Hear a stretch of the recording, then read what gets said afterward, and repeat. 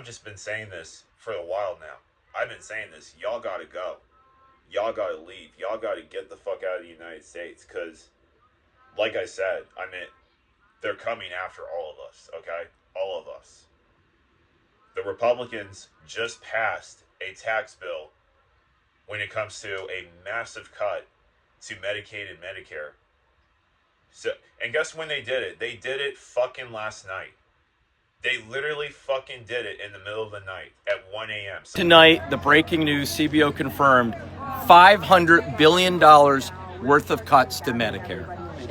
It is shameful what is in this. It is the biggest actual taking of wealth from the bottom 10% in this country and transferring it to the top 10%. So that's how everybody's asleep. Nobody, it's like, let's fuck them. Let's literally encroach on them in the middle of the fucking night.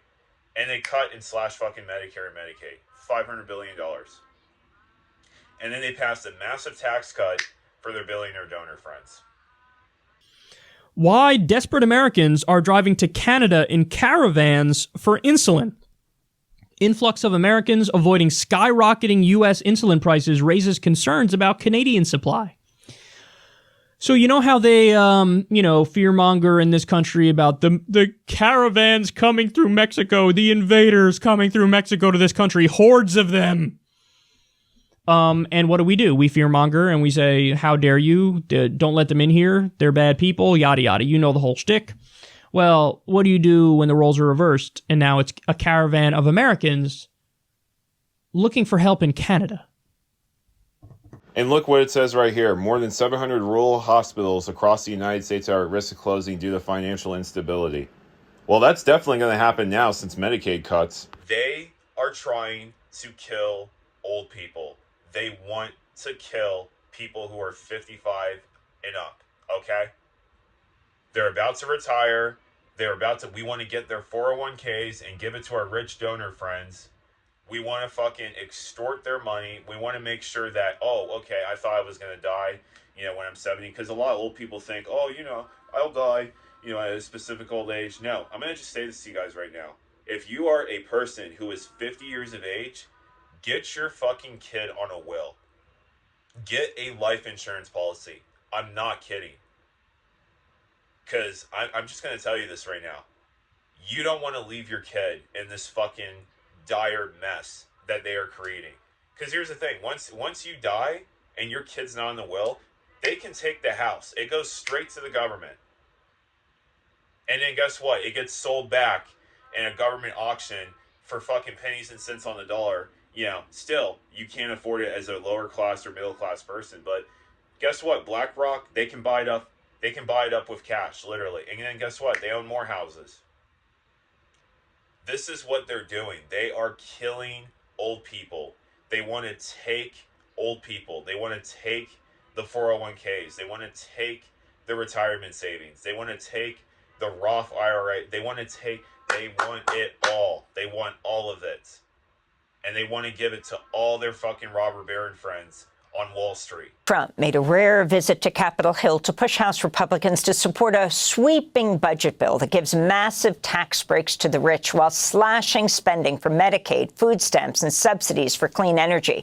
One estimate shows nearly 14 million people could lose health coverage. A new analysis by the Congressional Budget Office says the bill will also trigger $535 billion in Medicare cuts. Negotiations on the bill continued through the night as a group of Republicans are pushing for even bigger spending cuts, with blue state Republicans seeking larger tax breaks by increasing the deduction on state and local taxes. Standing next to House Speaker Mike Johnson, President Trump spoke to the press on Tuesday during his visit to Capitol Hill. This is the greatest bill that will ever, I think it's the most important bill this country just about has ever done. In terms of size and scope, that's why we call it the great, big, beautiful deal. I mean, it really is. The bill is, I think it's going to be one of the most important. It's the biggest tax reduction in history, biggest regulation reduction in history. Incredible for Medicaid, for Medicare. During a House hearing early this morning, Democratic Congressmember Brendan Boyle outlined how the bill could trigger more than $500 billion in Medicare cuts. This is really the breaking news, because when the Budget Committee kicked off this process approximately 3 months ago, there was a commitment by President Trump that there would be no Medicare cuts in this piece of legislation. And indeed, over the last several months, there's been no discussion of Medicare at all. There has been of Medicaid, but not of Medicare. Well, here we are tonight because, as you explained, because of the size of the deficits, because of the pay-go or pay-as-you-go act, that would trigger sequestration of Medicare, and it would total over $500 billion. The official figure that CBO confirms is $535 billion. Like I said, they're about to cut Medicaid. They're about to cut Medicare. They're already cutting a lot of programs right now. They're already cut. The amount of homeless people is about to go through the fucking roof. It's about to go through the fucking roof. You thought homelessness was bad. Now the real numbers are not even counted when it comes to homelessness. It's like people that are living in other areas, like motel to motel, or people living in their cars. Those people aren't even like. It's probably like 6 million. So the real homelessness rate is probably going to be around 10 million by the time 2030 swoops around. I'm not kidding. Like, it's insane. It is crazy what's happening right now when it comes to that topic. But in regards to the Medicaid cuts, that's what I'm saying. They're so quick to pass these budget cuts for regular, average, ordinary citizens like myself, like my mother, and others.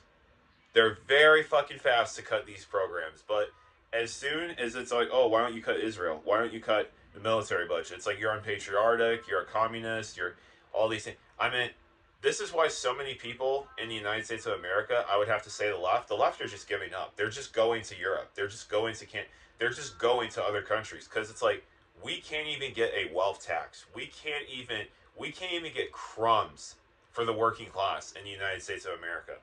Democrats can't even give us crumbs. Like, this is what I'm saying.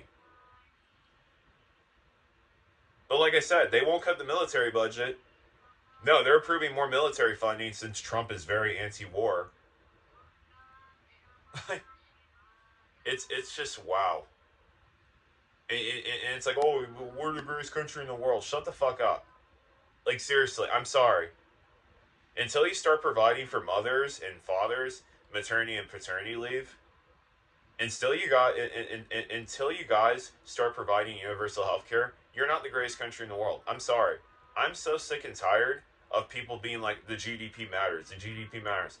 I'm sorry. Fuck the GDP. Fuck the stock market. It does not reflect American citizens.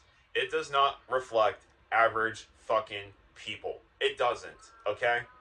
It just shows how much rich people have in money. That's it. That's really the only thing.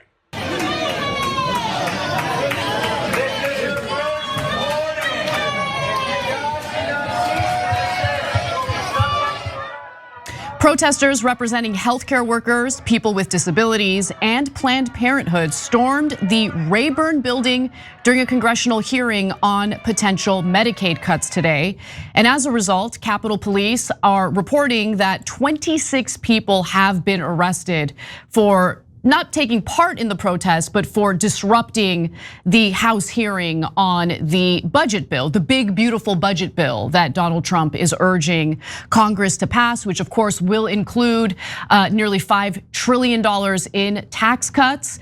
And to offset the cost of those tax cuts, we've been hearing over and over again that Congress will be cutting wasteful spending. Well, where do you think they're looking? They're looking at Medicaid, of course. Now, Medicaid is basically a state-run public health care program, but it is funded in large part by the federal government. This was a huge part of the Affordable Care Act. It expanded Medicaid coverage in states by providing additional federal resources in order to do so.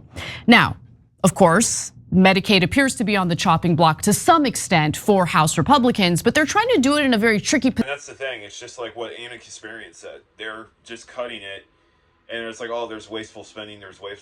Great. You want to go after wasteful spending? Go after and audit Lockheed Martin. You want to go after wasteful spending? Go after the Federal Reserve and the quantitative easing that's been going on for months and months and months and years and fucking years, literally. And then you want to cut wasteful spending? Go after the fucking IRS that has literally been extorting people while at the same time not even going after the true fucking tax cheats who are wealthy, centimillionaire and billionaire fucking people. If you really want to, trust me, if they were going after wasteful spending, first thing they would be going after is the military budget and overcharging, overbidding. That is the first thing that they would be doing when it comes to that. But no, they're going after Section 8, they're going after Social Security, they're going after SNAP and, temporary assistance, cash assistance basically. That's what they're going after. They're not going after the true wasteful spending. No, because that's the thing. The wasteful spending really is, again, their billionaire friends and the people who are in the government.